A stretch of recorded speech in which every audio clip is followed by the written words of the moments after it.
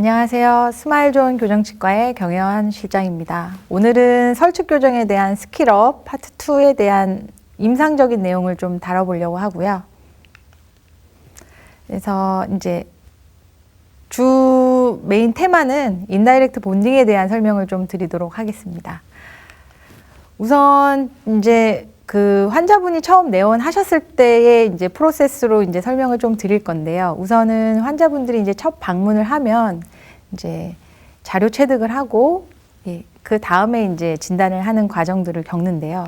우선 자료 체득을 할 때는 여기에 이제 안모 사진은 요즘에 좀 얼굴 사진은 좀 넣기가 그래서 뺐고요. 기본적인 엑스레이와 그리고 구강 스캐너를 이용한 이제 모델 체득, 그리고 치아 사진 같은 거를 이제 기본적으로 체득을 하고요. 그리고 그 다음에 이제 원장님이 이제 트리트먼트 플랜이랑 이제 장치 결정을 할 수 있는 진단이 진행이 됩니다. 저희가 이제 진단을 할 때는 기본적으로 아까 자료 주신 걸로 뭐 다른 것도 이제 원장님이 감안해서 이제 치료 계획을 세우긴 하시지만, 이런 오토 온라인이라는 이제 그 치아 배열하는 프로그램이 있어요. 그래서 발치와 비발치를 조금 더 수월하게 비교할 수 있는 프로그램이거든요. 그래서 이런 걸 활용해서 이제 진단에 활용을 하고 계시고요. 요 진단이 이제 환자 설명하면서 이제 끝나면 이제 장치를 환자분들이 결정을 하고, 그거에 맞게 이제 치료 계획이 이제 세워지면 여러 가지를 이제 고려를 해야 되는데, 기본적으로 인다이렉트 본딩을 시행하기 전에 이제 치아가 그 치료할 거나 이런 것들을 저희가 우선은 체크를 해줘야 되는 상황이고요. 그리고 이 환자가 이제 수술 여부랑 뭐 MARP나 뭐 소우치 발치 여부에 따라서도 약간씩 이제 임프레션 뜨는 시기가 좀 달라지긴 하지만, 우선은 기본적으로 충치와 보철 상태를 가장 먼저 체크를 합니다. 그래서 이 환자 같은 경우에는 이제 위아래 다 설축 교정을 하기를 원하셨고요. 이제 16번은 충치 치료를 이제 진행을 하고 계셨고, 그리고 하악에도 저희가 인다이렉트 본딩을 하기 위해서는 이제 크라운 이제 브라켓이 붙여지는 공간이 있어야 되는데 이분이 조금 부족하셨어요. 그래서 진지백토미를 이제 좀 실행을 하게끔 환자분한테 설명을 좀 드렸고요. 그리고 이제 하악 전치의 스페이스가 좀 부족하니까 이제 그것 좀 확보하고, 이제 미드라인도 조금 돌릴 겸 해서 이제 46번에 임플란트 되어 있는 치아 사이즈가 좀 컸거든요. 그래서 그 치아를 좀 조절하는 걸 이제 말씀을 드렸고, 이제 그래서 환자분이 이제 16번은 치료를 하고 오셨고요. 골드 인레이로. 그리고 양쪽 하악 4, 5번은 이제 진지백토미를 실행하고 오셨고, 그리고 임플란트 부분은 이제 로제알 쪽을 커팅을 하는 치료를 진행을 하셨고요. 그리고 저희가 이제 구강 스캐너든 임프레션이든 설측면이 좀 잘 나와줘야 되는 부분이 있기 때문에 이제 작은 튜브를 이용한 이제 코일 스프링을 좀 넣어서요. 설측면이 좀 더 많이 보이게끔 이제 치료를 좀 임시적으로 좀 했습니다. 그래서 이제 인다이렉트 본딩이 준비가 이제 저런 식으로 이제 진행이 되면 이제 인다이렉트 본딩을 준비를 위한 이제 임프레션과 이제 다른 것들을 준비를 해야 되는데, 이제 PTP라고 그래서 이제 인다이렉트 본딩 본을 뜨기 전에 치아면이 매끄럽고 스무스하게 해야 나중에 이제 오차 범위가 줄어들기 때문에, 그런 부분들을 이제 프리 트리트먼트 투스 프리퍼레이션이라고 해서 PTP라는 이름 하에 이제 준비를 합니다.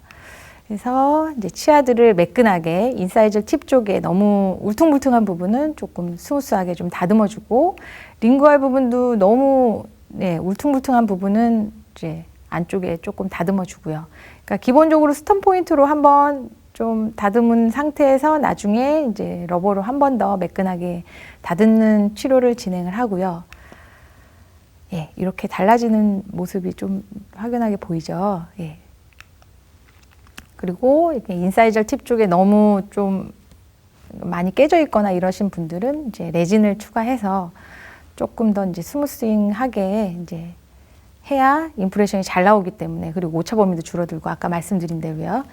그런 식으로 이제 진행을 하고 본을 뜨게 됩니다. 이제 본을 뜰 때는 기본적으로 이제 임프레션 트레이가 필요한 거는 뭐 여러분들이 다 아실 거고, 뭐 인상제는 저희는 이제 알지네이트를 쓰고 있는데, 뭐 다른 분들은 뭐 러버를 쓰기도 하고, 그건 이제 선생님들 개인 취향이니까. 그리고 이제 3D 오랄 스캐너를 같이 사용을 하고 있는데 지금은 사실은 좀 더 정확도를 높이기 위해서 두 가지를 같이 실행을 하고 있거든요. 저희 병원에서는. 근데 이제 점차적으로는 3D 오랄 스캐너만 하는 쪽으로 저희도 이제 가닥을 잡고 있긴 합니다. 예, 그래야 이제 프로세스도 좀 줄어들 테니까요. 그래서 이제 지금은 임프레션과 이제 구강 스캐너를 이용한 이제 스캔을 진행을 하고요. 근데 이제 임프레션 뜰 때는 뭐 인사이저 팁 쪽이 잘 나와야 되겠죠. 코어가 위치되는 부분이니까 거기에 이제 변형이 심하면 오차가 커지는 거니까 그런 부분은 좀 신경을 써주셔야 되고, 그리고 기포가 나지 않게, 사실 이 기포 떼는 일도 되게 기공실 입장에선 되게 힘들거든요. 그러니까 최대한 그런 부분은 매끈하게 나올 수 있게 좀 도와주셔야 되고요. 그리고 스톤도 뭐 기포 나면 안 되잖아요. 예, 그런 부분도 조금 더 이제 위생 선생님들의 신경이 필요하고요. 그리고 이제 그런 일련의 클리닉 스테이지 1이 이제 PTP나 임프레션이나 뭐 이런 것들을 이제 준비를 해주면 이제 그거를 이제 기공실이나 기공소로 보내서 2주에서 4주 정도의 작업 시간이 필요합니다. 그리고 그게 이제 작업을 해서 오면은 인다이렉트 본딩이 이제 진행이 되고요. 그래서 2주에서 4주 동안 사실은 저희가 이제 MARP 환자들은 이제 뭐 튜브를 이용해서 온라인을 조금 실행을 한 다음에 임프레션을 떠야 나중에 뭐 23번 같은 경우에는 예, 처음에 만약에 붙였으면 못 붙일 치아인데 이제 나중에 그 튜브를 이용해서 좀 온라인 되고 하니까 이제 한꺼번에 붙일 수 있는 이제 시간적 여유를 조금 벌었죠. MARP 하는 동안. 그래서 그런 식으로 좀 진행을 하고요. 그리고 이제 뭐 2, 3번 사이가 이제 처음에 붙이려고 했으면 저분도 이제 그게 힘들었겠지만 이제 리무버블 어플라이언스 이제 메디안 스크류나 이런 걸 이용해서 조금 익스펜전을 시켜준 다음에 좀 공간이 조금 용이해지면 이제 IDBS를 한꺼번에 할 수 있는 또 네, 공간이 생기기 때문에 그런 식으로 또 진행을 하고요.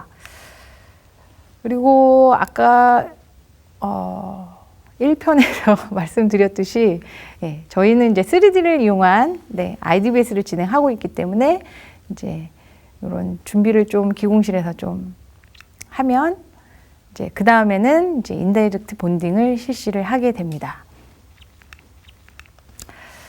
이제 인다이렉트 본딩을 한지는 제가 1편에서도 이제 설명을 좀 드렸지만 제 경력만큼 설축교정 경력과 거의 비슷합니다, 사실은. 그래서 제가 이걸 정리하면서 그 하나하나 이제 어떤 코어를 썼는지를 우선 한번 훑어봤는데요. 제일 초창기에 썼던 게 이제 실리콘으로 되어 있는 이제 코어였고요. 이거는 이제 원스텝이 아니라 이제 그룹으로 붙여지는 거라서 사실 뭐 크라우딩이 심하거나 이런 환자들한테 사용할 수는 없습니다. 그래서 이제 온라인이 어느 정도 뭐 배열이 나쁘지 않은 환자들한테 사용을 할 수 있었고요. 그래서 이걸 붙여주는데 나중에 이거의 가장 큰 단점은 다시 붙이는 게 조금 힘들었어요. 만약에 하나가 떨어졌으면 그룹으로 붙일 수는 없으니까요. 그걸 이제 잘라가지고 붙여줘야 되는데 그렇게 되면 이 실리콘이라는 게 좀 수축이 되기도 하고 그런 좀 애로사항이 있어서 그 다음에는 이제 나왔던 게 이제 히로라고 그래서 이제 브라켓과 이제 코어를 이제 붙어 있는 방식의 이제 코어를 사용을 했었는데 이거는 뭐 정확도는 괜찮았습니다. 근데 이제 다 일일이 코어와 브라켓 사이를 이제 라운드바로 갈아줘야 되는 불편함이 있어서 우선은 치료 시간도 오래 걸리고, 네, 선생님들이 능숙하지 않으면 이제 환자들도 굉장히 불편해하는 코어였고요. 그리고 이제 그 실리콘과 이제 히로를 약간 컨비네이션처럼 해가지고 같이 쓰는, 그러니까 1번은 사실은 크라우딩이 있기 때문에 처음에 붙일 수가 없기 때문에 이제 나머지는 미리 붙이고 나중에 필요하면 이제 1번을 이제 이런 식으로 이제 붙이는 단계적인 예, 코어 인다이렉트 본딩을 실행을 했고요.